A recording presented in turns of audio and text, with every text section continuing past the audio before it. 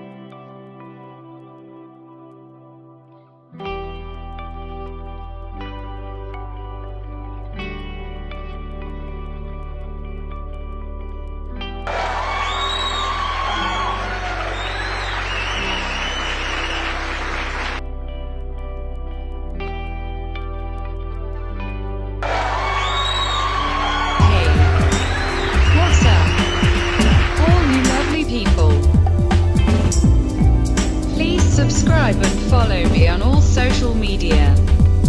Your support is very much appreciated.